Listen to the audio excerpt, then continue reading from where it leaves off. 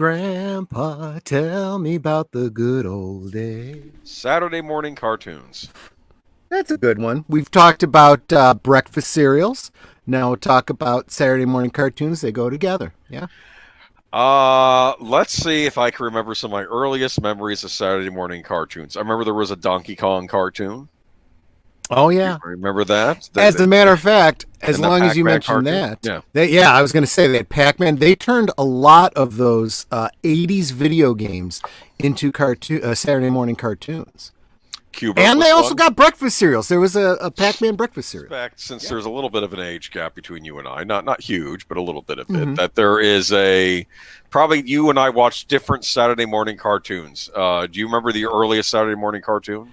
Well, the earliest ones that I remember, the first ones, they were on the earliest in the morning, were of course the Warner Brothers Looney Tunes. Oh yeah, and they had those on when I was a kid too. Yeah. Well, they ran forever. I mean, they were running since before, I was watching cartoons even, back to the 60s even. But, oh, what heights we'll hit on with the show, this is it. Yeah, that was great stuff, man. But some of my favorites, of course, were, those video game ones in their time. There was a Dungeons and Dragons cartoon that I loved. I remember that. And for those of you that enjoyed it, that felt like it didn't really get its final episode, the script of what they were going to do for the final episode has been released. It's out there if you do a Google search. What?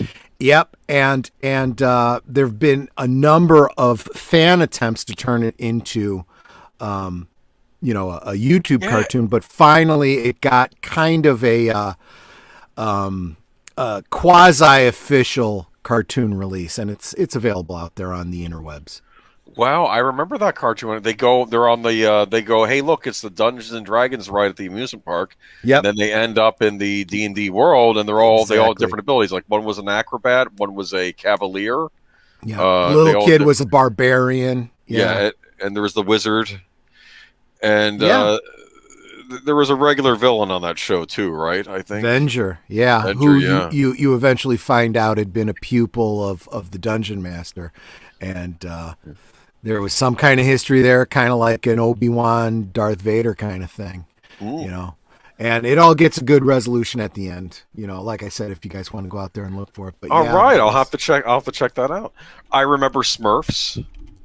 Oh, I do too. Well, I remember even before there was the cartoons, there were the little figurines that you could get at the store, just like you used to be able to get Matchbox cars. Were you old enough to remember Fat Albert? That one was hosted by the pudding guy that we don't talk about anymore. Of course, that was not on Saturday. I don't believe that was on Saturday morning, but I would watch it in reruns elsewhere. I did like Fat Albert because you had a lesson in every episode, and you had the whole gang, and you had remember Rudy? Was there a character named Rudy? I got confused with the kid. There was Rudy. Yeah, he was the little guy. Yeah, who was literally rude. Yeah, and then Mushmouth. Remember Yep. Mushmouth? I remember could that. never understand what he said exactly. I like that cartoon a lot. That was a cool 70s cartoon, and like there's always a little moral lesson there, but it wasn't like ham-fisted or anything. Yeah. Like I remember the one time the one guy had got like radio headphones, and he kept blasting the sound, and then eventually he's like, "I can't hear you," well, because you're hurting your ears. Don't blast the sound in your ears, But very, very 70s. It started in 72, so yeah, it was all through the 70s, sure. So yeah, I keep forgetting. So you might know more about the 70s Saturday morning cartoons. We're on more 80s. Yeah.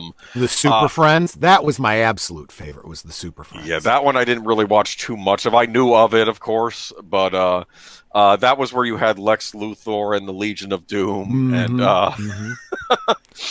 and then you had the other Super Friends. It started with Wendy and Marvin in 73 and 74, and then when they brought it back in 77, it was the Wonder Twins, Zan and Jaina. You know what I loved? This is not that I want to tout and bring it back to Smallville, but they had the Wonder Twins on an episode of Smallville. Remember that? Yeah, they did. And they did a fairly decent job. It wasn't that bad, really. There was the Ed Grimley show. Ed Grimley had an animated series. And so did Pee Wee Herman. Well, Pee Wee Herman had the live action show. right? It was a live action. Yeah, I still, close enough. It's a live cartoon, okay? Yeah. You had the Yeah. live cartoons. Ernest Well, I mean, had if a you're live going to action talk show, about the live action stuff, I mean, Yeah. then you get into the Sid and Marty Krofft show and the Captain Marvel and Isis show, and that's fine. If it was and on all that Saturday kind of morning, we'll stuff. count it, okay? Oh yeah. There was some really really good stuff there. Land of the Lost. Land of the Lost, Sid and Marty. Yeah. Oh, I love that one. That was yeah. Oh man, though. But I remember the Ed Grimley show was funny because I think Martin Short would introduce it, and then it would go on to then it'll go into the cartoon. Yeah, the cartoon aspect. And I don't know if he voiced the cartoon or not, but the guy they got, if it wasn't Martin Short, was still pretty good. Of course, sometimes you'd have like your afternoon school cartoons like Ghostbusters, but then they would become so popular they'd get a spin-off series on Saturday morning, which was Slimer and the Real Ghostbusters, which was basically focused on Slimer. Remember that? Oh yeah. And you remember the reason they called it that was Why? because there was originally a what was it? It was it Filmation owned the rights to the name the Ghostbusters. Yes, because they had done the Ghostbusters with what was it? It was Larry Storch and Forrest Tucker, Bob Burns in the gorilla suit. Yep. I remember that. They had that live action show, which is then after the Ghostbusters, film became They big. made their a cartoon version of that Filmation Ghostbusters. So then when, the real Ghostbusters wanted to make theirs, they said, well, we'll just call it the Real Ghostbusters. And there was no doubt, whose toys people were going to be buying. I'll be honest. I'm a kid, and I go and I look at this other Ghostbusters show, and I'm like, no. I was like, no, I didn't even watch it. I'm like, no, that's a fake I want and like you're a kid. What are you going to say? I want the real Ghostbusters, not the fake Ghostbusters. Exactly. That's why they called it the Real Ghostbusters. So that was pretty clever titling on their part. How about Help, It's the Hair Bear Bunch? Do you remember them? I don't know what that is. If you were to Google it up, you'd see it was a Hanna-Barbera cartoon about 3 bears that would constantly escape from a zoo. The zookeepers were trying to wrangle them and get them back, but they'd go out on their little adventures. It was very, very funny. Josie and the Pussycats. Josie and the Pussycats. Like again, I've seen it, but not on Saturday morning. So I think 70s for you was a lot of Hanna-Barbera stuff. We had Alvin and the Chipmunks. Alvin and the Chipmunks. I remember Alvin and the Chipmunks too. Sure. And then later on, they would do these weird ones where it would be like Alvin and the Chipmunks at the movies, and they would do stuff like spoofs on like Batman the movie. It was Batmonk, and he was fighting the Jokester, and it was stuff like that. Okay, And it was, and it's weird. Simon was the one who was Batman in like their thing version instead of it being like Alvin, which Alvin was the Jokester, which I thought was kind of interesting. But, was Spider-Man and the Amazing Friends a Saturday morning cartoon in the 70s? Spider-Man and his Amazing Friends. Yes, it was. Yeah, and it's funny you bring that up. Talk about serendipity. Retro Blasting just did a video the other day about how he has struggled over the years to get those 3 action figures together in the same scale at the same time. Oh. And I guess just recently, the most recent Marvel line has put out separately the 3 figures, and he's been able to pick them up and put them together. But yeah, I absolutely do remember that. I loved it. I thought it was completely off the wall because there's no backstory explaining why Peter is living in an apartment with these 2 other kids, these X-Men basically. Yeah. And there's no mention of Aunt May or any of that kind of stuff.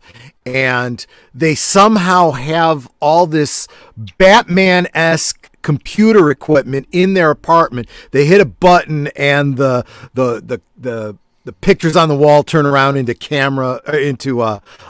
video monitors, and the TV goes into the ground and comes up as some sort of controller. So it's just the most bizarre thing. It's like, who of these 3 had money to get all this kind of stuff? I don't know. Ridiculous. Well, maybe they had a benefactor that we didn't. Maybe Tony Stark was. It would have been nice if they had mentioned that. That would have been perfect. That would have been awesome. All they needed was a throwaway.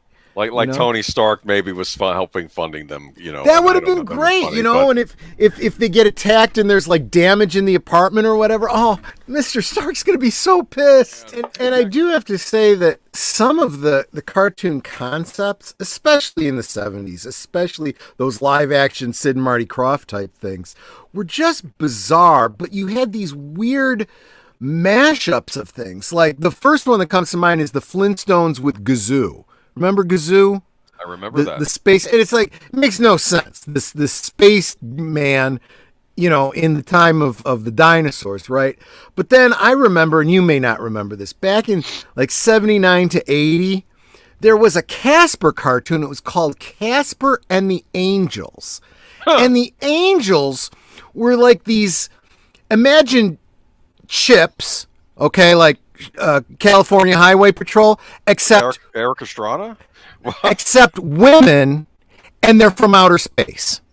What? They have these like flying motorcycles. Yeah, I want to watch this cartoon now. What this has to do with Casper, I have no flipping clue. Anyone who is popular in live action got their own cartoon. They had in the 70s. They had the Harlem Globetrotters. That's Mr. right. T had his own cartoon. Mr. T. Hulk Hogan. Rambo had a cartoon. Yes. How do you do a Rambo cartoon?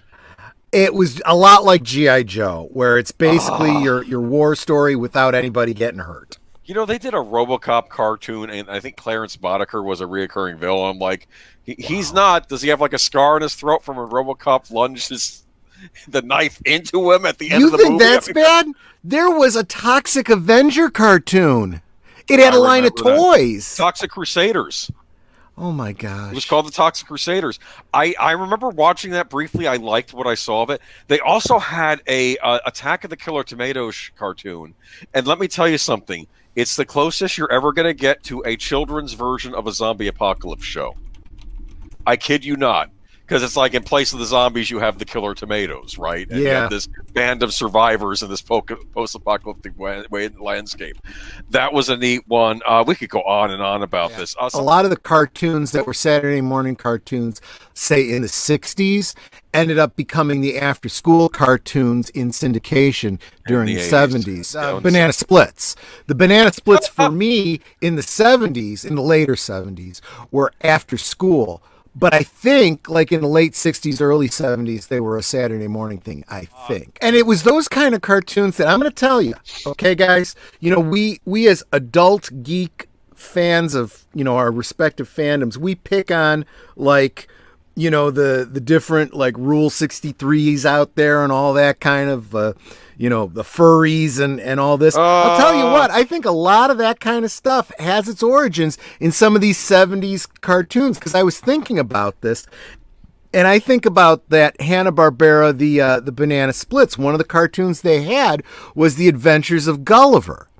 And Gulliver, this full-sized human, had one of the Lilliputians was this cute little blonde girl named Flirtatious.